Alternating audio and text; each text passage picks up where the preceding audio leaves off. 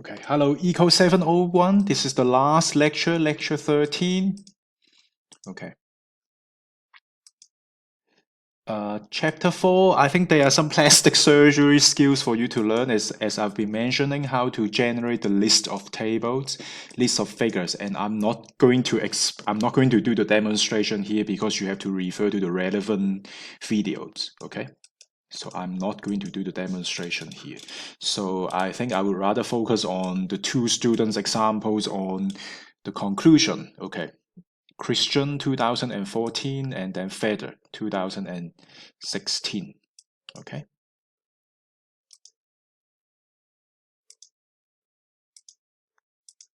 Okay. Before I talk about the two students example, after you watch the videos, the relevant videos, you would know how to do the list of tables, list of figures, and then yeah, okay, so I don't think I need to go through this document anymore, so now I can go straight to the two students example on the conclusion. Okay, first one, Christian 2014. Okay, again, you just have to follow the yellow highlighted text and the sticky notes comments. Okay, self-explanatory. So she first provides some brief summary on the empirical findings. Remember, just to refresh your memory, her master's research topic relates to health economics, the access dimension, access to healthcare. So she wrote three summary paragraphs just to recap the key empirical findings on each of the three health access dimension. In terms of availability, these are the key empirical findings derived from chapter 4. And then one paragraph to summarize the key empirical findings on affordability. And then also one paragraph to summarize the empirical findings in connection with the acceptability dimension. Okay, and then she move on to provide some policy suggestions. Okay, so I really want you to go through this yellow highlighted text, self-explanatory. Okay, and then in the concluding remarks, I think she even suggested areas for further research, actually, some under research areas. Okay. So this is the first one. The second one relates to Feder. Just to refresh your memory, this is her honors research essay looking at labor market outcomes for people with disability. So again, she started with 6.1 introduction. Usually this paragraph is short actually. And then 6.2, some brief paragraphs to review the key empirical findings. So again, please follow the sticky notes comment and then the yellow highlighted text. I rather want to focus on conclusion. She provided some policy suggestions. Okay, so let's go through this one. This consequently suggested AA means affirmative action measures were successful in realizing better employment outcomes for people with disability. Maybe she referred to her key findings from chapter 4. It may further imply the effectiveness of legislation and workplace guidelines in the eradication of discrimination against persons with disability. So most likely her chapter 4, she proved that the maybe labor market outcomes, especially employment probability of people with disability, has improved over the years. Okay, let's carry on with the highlighted text. While employment is revealed to be more likely for persons with disability, based on the results, their earnings potential is still largely distorted. Okay, so in other words, the disabled people are especially if they are employed, they are still in a relatively inferior position compared with the employed who are healthy without any disability problem. Then now we really move on to the policy suggestion. Moving forward, to continue the improvement in the labor force participation and employment likelihood, as well as reducing the substantial earnings gap between those with disability and the non-disabled, which means the healthy individuals, government implementation of additional policies are required. One suggested policy is that of a disability employment subsidy, similar to that of the implementation of the youth wage subsidy back in 2014. That is, the government can partially or fully subsidize the wages of disabled employees, encouraging employers to employ more persons with disability. Obviously, you have to mention the sources. Maybe these are the studies that propose this policy, or maybe these are the studies in connection with certain countries that have implemented this policy, and who knows if it is a success or not. And ensuring that disabled employees earn wage rates equal to that of their non-disabled counterparts.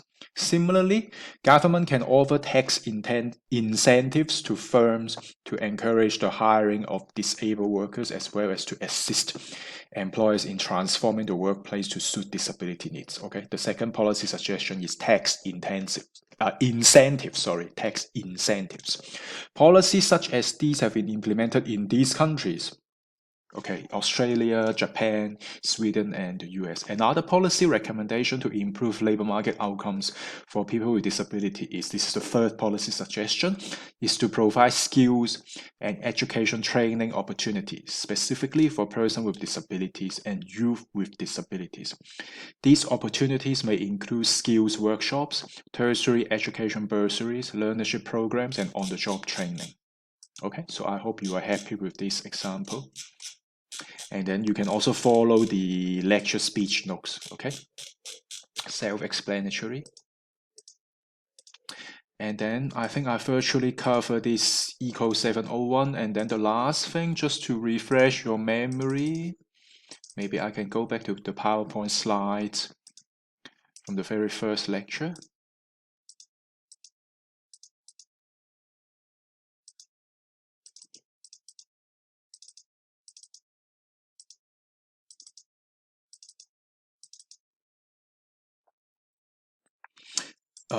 By the way, now you are almost done with your honor studies. Are you going to pursue your master studies? My suggestion is, if you enjoy writing the honors research essay and you think your writing skill is okay, and you think you can meet the minimum requirement for the master studies, and you are not under any huge financial pressure, then why not going for master studies? Not too many people can pursue master studies. So if you apply, you have the opportunity, you are accepted, I would strongly recommend you to stay for another 2 years for the master studies. And in fact, we have some past students who work very, very hard, and they could actually finish the master's full thesis within 18 months. Some would even finish within 15 months. Obviously, they have to work very, very hard, actually. Okay. And then I don't know if you follow my suggestions on the time management skills. I hope you have been following that during the year from as early as February or March. Actually, these are the wise time management plans I recommend you to also apply when you work one day. Remember, in the teamwork situation, you have to work with people with very different personalities, actually. So if you work hard, you have good time management plan, and you possess the right soft skills, you are going to, this is the only way you can survive long term and win the respect and trust from your colleagues. So that goes back to the last slide I want to talk about. I really hope that from my side, I don't only provide you with knowledge, economics knowledge, but I also would indirectly influence you to develop these soft skills. Are you self-disciplined? Okay. I trust you don't work on a long essay in the last minute. Are you serious with your studies? Remember, it is your parents' hard-earned money, or even your own hard-earned money. Maybe you use your tutor's salary to pay for your studies. You need to be strong. Don't moan all the time. We can occasionally faint, but don't faint for too long. We are actually quite privileged. Think about the poor, homeless people, even stray dogs. They struggle just to look for meals every day. Hardworking, important, not just as a student, but as a labor market worker. Honesty is very important as a human being, a very basic foundational trait as a human being.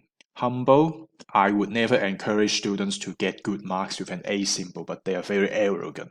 They look down upon the others. I think that contradicts the meaning of education. We are not supposed to misuse our education to belittle or look down upon the others.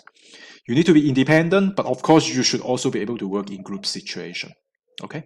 Team player at the right time, independent and assertive at the right time, insightful, have some deep thinking, deep understanding. Don't trust in some superficial, shallow information or shallow spoken words from people. Incorruptible.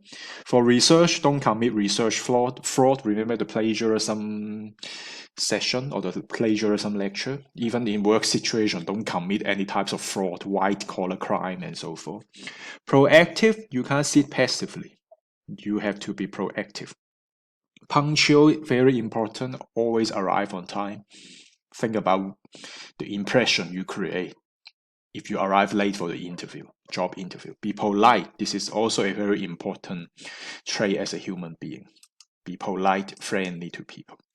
So I think that's it from my side for Eco 701. I really hope you enjoy this module and you enjoy writing the 10,000 word research long essay and working with your supervisor, if not me.